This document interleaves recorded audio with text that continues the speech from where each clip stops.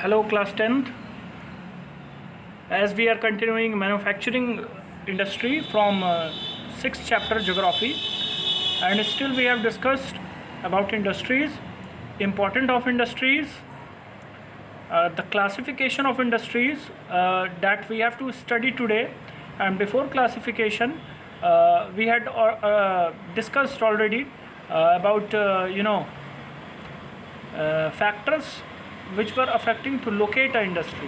तो हमने अभी तक पूरे के पूरे लेक्चर में हमने पढ़ा हुआ है इंडस्ट्रीज़ के बारे में, ठीक है। इंडस्ट्रीज़ के बाद हमने पढ़ा है कि इसकी इम्पोर्टेंस क्या है, क्या सारी इम्पोर्टेंस रही है इंडस्ट्रीज़ की। इसके अलावा अगर हम बात करें तो हम कह सकते हैं कि इसके अलावा हमने पढ़ा है कि कौन कौन से फैक्टर्स हैं जो अफेक्ट करते हैं किसी जगह पे इंडस्ट्रीज़ को लोकेट करने के लिए। तो ये 3 टॉपिक्स हमने पढ़ा है 3 लेक्चर्स में। अभी ये नेक्स्ट लेक्चर है जो आपको बताएगा classification of industries, that how the industries are classified, ठीक है। You all can see, come to page number 67 on NCERT. Now we have to study about the classification of industries. Classification of industries में देखिए क्या है, 2 basis पे industries को classify किया गया है। One is on the basis of agro based industry and second is on the basis of mineral based industries। ये हम आगे जाके पढ़ेंगे। तो सबसे मेन क्लासिफिकेशन है एक एग्रो बेस्ड इंडस्ट्री, एक आपका मिनरल बेस्ड इंडस्ट्री। तो ये तो मेन क्लासिफिकेशन है, लेकिन इसके अलावा भी इंडस्ट्री को 3-4 पार्ट्स में और क्लासिफाइड किया है। हालांकि वो आपसे डिटेल्ड में नहीं पूछेंगे एग्ज़ाम में। डिटेलिंग हमें एग्रो बेस्ड इंडस्ट्री और मिनरल बेस्ड इंडस्ट्री की ही करनी है, लेकिन इसके अलावा भी जो टाइप्स ऑफ इंडस्ट्रीज़ हैं इसको भी हम ज़रा सा डिस्कस कर लेते हैं। Okay, so in the classification of industry, ठीक है, यू कैन सी कि 5 बेसिस पे इंडस्ट्रीज़ क्लासिफाइड हैं। First is on the basis of source of raw material. Raw material के बेसिस पे इंडस्ट्रीज़ कैसे क्लासिफाइड है, तो यहीं पे 2 तरीके से रॉ मटेरियल के बेसिस पे इंडस्ट्रीज़ क्लासिफाइड हैं। एक एग्रो बेस्ड इंडस्ट्री, दूसरा मिनरल बेस्ड इंडस्ट्री। अच्छा, रॉ मटेरियल के बेसिस पे इंडस्ट्रीज़ को क्लासिफाइड क्यों किया गया है?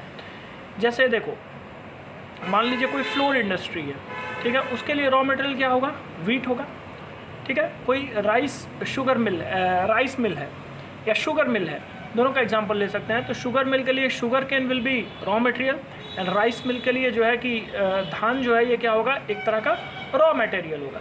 बात क्लियर हो रही है मेरी? अच्छा, ये रॉ मटेरियल्स हैं। ये रॉ मटेरियल्स से हम क्या करते हैं? इंडस्ट्री में प्रोडक्शन कराते हैं। What we do production in the industry, ठीक है। तो ये एग्रो बेस है। जैसे बात करते हैं शुगर के इंडस्ट्री की या फिर फ्लोर की हम बात किए, रबर इंडस्ट्री की बात करें, कॉफ़ी इंडस्ट्री की बात करें, ठीक है, टी है, एडिबल ऑयल है, ठीक है। एडिबल ऑयल यानी जो बेसिकली तेल कह सकते हैं, ठीक है। तो ये सारी चीज़ें क्या है? आपकी एग्रो बेस्ड इंडस्ट्री है। अच्छा, काहे को एग्रो बेस्ड इंडस्ट्री है? क्योंकि ये सारी चीज़ें एग्रीकल्चरल एक्टिविटी से हो रही हैं, एग्रीकल्चर से ये सारी की सारी चीज़ें क्या है? ऑब्टेन हो रही हैं। मिनरल बेस्ड इंडस्ट्री वहीं दूसरी ओर क्या है? तो वैसी इंडस्ट्रीज़ जिसके रॉ मटेरियल्स जो आपके हों वो मिनरल से हों, वो मिनरल हों, ठीक है। एग्जांपल के तौर पे हम कह सकते हैं iron and steel industry, one of the most important industry है कि नहीं। Cement industry, aluminium industry, machine, tools, petrochemicals, ये सब कुछ दिया हुआ है। क्योंकि हम मिनरल के रूप में देखते हैं कि हमें क्या मिलेगा? ओर मिलेंगे, ओर्स मिलते हैं, आयरन ओर मिलेंगे। उन आयरन ओर से हम बेसिकली क्या करेंगे? आपके आयरन बनाएंगे। तो ये क्या है? आपके आयरन स्टील इंडस्ट्री हो गई। इसके बाद अगर हम बात करें तो जैसे सीमेंट इंडस्ट्री, एल्युमिनियम इंडस्ट्री, तो एल्युमिनियम बनाने के लिए बॉक्साइट आपका रॉ मटेरियल होता है, तो बॉक्साइट को हम ऑब्टेन करेंगे। इसके बाद जो है कि हम उसके बेसिस पे आगे प्रोडक्शन करेंगे, ठीक है। सीमेंट इंडस्ट्री है, इसके लिए भी आपके रॉ मटेरियल्स रहते हैं, तो उसको हम यूज़ करेंगे सीमेंट बनाने में, मैन्युफैक्चर करने में, ठीक है। अदर तरीके के मशीन्स, जो भी आपके मशीन्स होती हैं जो बड़े बड़े कंपनीज़ में यूज़ होती हैं, ठीक है, ये सब कुछ क्या है? Mineral based industry. इवन हमारे आपके घर में जो fan, cooler, TV, AC, fridge, ये सब कुछ है, these all are the parts of mineral based industry. और जो भी हम कंजम्पशन करते हैं, ठीक है, जो भी हम दिन रात कंजम्पशन करते हैं, कंज्यूम करते हैं, खाते हैं जिसे, वो सारी चीज़ें कह सकते हैं कि क्या है, एग्रो बेस्ड इंडस्ट्री का पार्ट है। तो ऐसे आप इसको समझ लेंगे आसानी से। Next is on the basis of their main role.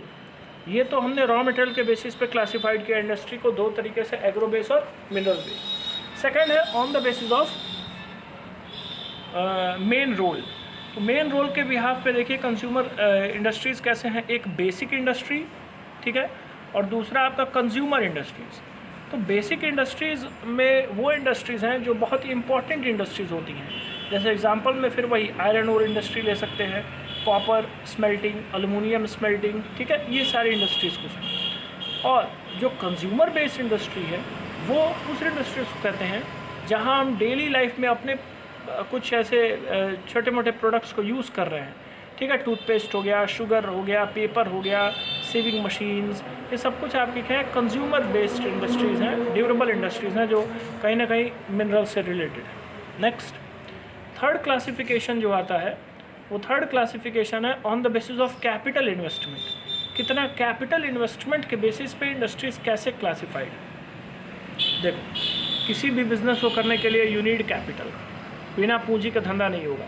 तो वो कैपिटल के बेसिस पे दो तरीके से इंडस्ट्री को क्लासिफाइड किया है, एक शॉर्ट टर्म इंडस्ट्री, दूसरा लॉन्ग टर्म इंडस्ट्री।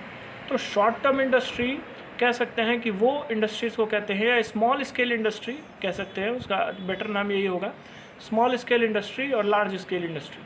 तो small scale industry is that type of industry where the investment is fixed asset must be within 1 crore rupees, and large scale industry is that type of industry where the investment in plant and machinery or fixed asset must exceed rupees 1 crore। 1 crore का data आपके book में दिया है, लेकिन अभी इसको थोड़ा बहुत चेंजेस गवर्नमेंट करती रहती है। कहीं कहीं स्मॉल स्केल इंडस्ट्री को 5 करोड़ बताती है, और 5 करोड़ से ज़्यादा अगर होगा तो लार्ज स्केल इंडस्ट्री होती है।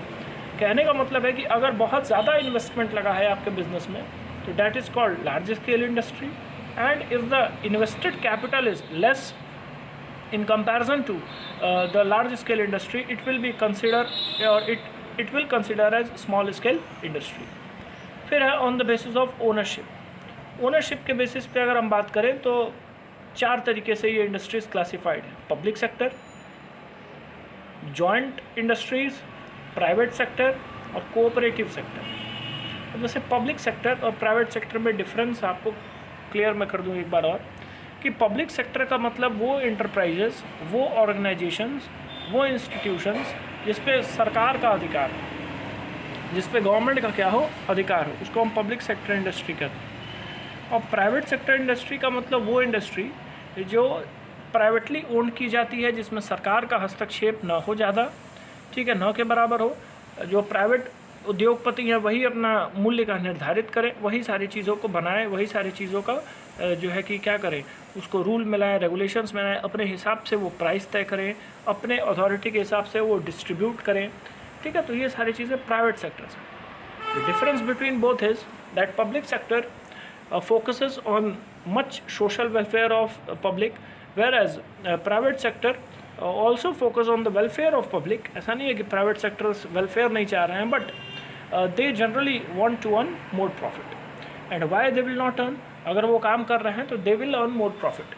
But yes, the service which is being provided by private sector is somehow you can see that in some departments it is quite efficient than public sector enterprises। तो अभी public sector enterprises वो enterprises हो गया जिसमें सरकार आपका काम करेगी, सरकार चीज़ों को बनाएगी, सरकार चीज़ों की देखभाल करेगी, सरकार चीज़ों को नियंत्रण में लाएगी, सब कुछ है। एग्जांपल इज़ भेल, सेल एक्सेट्रा। बुक में दिया है BHEL Bharat heavy electronic limited, SAIL steel authority of India limited, ठीक है। ये सब कुछ आपकी कैसी एजेंसीज हैं, public sector. Private sector industry की बात करें तो TISCO, Bajaj auto, Dabur industry etcetera. TISCO Tata and iron steel corporation, ठीक है, Bajaj limited, Dabur industry, Reliance, ठीक है, ये HDFC, ICICI सब कुछ देख रहे हैं कि प्राइवेट ही है, और मैक्सिमम चीज़ें प्राइवेट हो भी रही हैं, तो ये प्राइवेट सेक्टर है। जॉइंट सेक्टर इंडस्ट्री उनको कहते हैं जो एक साथ मिल के रन करते हैं, स्टेट और और इंडिविजुअल के साथ, यानी कहीं पे कोई स्टेट गवर्नमेंट का भी उसमें रोल है और कुछ ऐसी प्राइवेट इंडिविजुअल्स का, प्राइवेट सेक्टर का रोल है। वो दोनों मिलके अगर काम करें तो वो क्या है आपकी joint sector. The best example for the joint sector is OIL, oil India limited. And the last is cooperative sector. Cooperative sector वो होता है जो कुछ लोग मिलके बेसिकली एक कोऑपरेशन बनाते हैं, जिस कोऑपरेशन के थ्रू पे क्या है इंडस्ट्रीज़ को चलाया जाता है। ठीक है, जनरली प्रॉफिट कमाने के लिए नहीं होता है, इसलिए होता है कि प्राइस जो है वो कंट्रोल में रहे और सर्विस दी जा सके ज़्यादा से ज़्यादा लोग को, तो वो कोऑपरेटिव सेक्टर होता है। ठीक है, जैसे शुगर इंडस्ट्री महाराष्ट्र में, ठीक है, ये क्या है एक तरह का एग्जांपल है कहाँ पे किस चीज़ का, कोऑपरेटिव सेक्टर। तो ये तो आपका on the basis of ownership complete हुआ 4 तरीके से, पब्लिक, प्राइवेट, जॉइंट और कोऑपरेटिव सेक्टर। लास्ट जो इसमें क्लासिफिकेशन है वो बेस्ड है वेट ऑफ रॉ मटेरियल के बेसिस पे। एक तो हमने पहले ही रॉ मटेरियल के बेसिस पे डिस्कस किया था, जो मेन क्लासिफिकेशन है क्या क्या रहेगा, एग्रो बेस और मिनरल बेस। ये क्या है, ये बेसिकली वेट पे डिपेंड कर रहा है। तो हैवी इंडस्ट्रीज और लाइट इंडस्ट्री, तो हैवी इंडस्ट्री में फिर से iron and iron steel industry, aluminium smelting, aluminium industry, ठीक है, ये सारी चीज़ें हो जाएंगी। और लाइट में अगर देखेंगे तो जैसे दे रहा है कुछ इलेक्ट्रिकल एप्लियंसेज होते हैं, इलेक्ट्रिकल इंडस्ट्रीज़ होती हैं, तो they are the example of basically light industries. इसके बाद नीचे एक्टिविटी दिया है, इसको आपको करना है। This is your homework. Classify the following into 2 groups on the basis of bulk and wait of raw material and finish goods. ये आप वेट के हिसाब से, रॉ मटेरियल और फिनिश गुड्स के वेट के हिसाब से आप इसको 2 ग्रुप में क्लासीफाइड करिए, आइदर दे आर हैवी और either they are light industry. तो क्लासिफिकेशन को हमने पढ़ा यहाँ, ठीक है।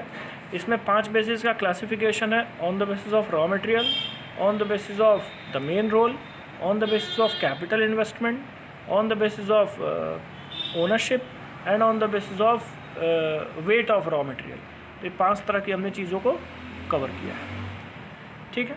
आप यहाँ तक रिवीजन करिए, इसके बाद हम नेक्स्ट लेक्चर को कंटिन्यू करेंगे।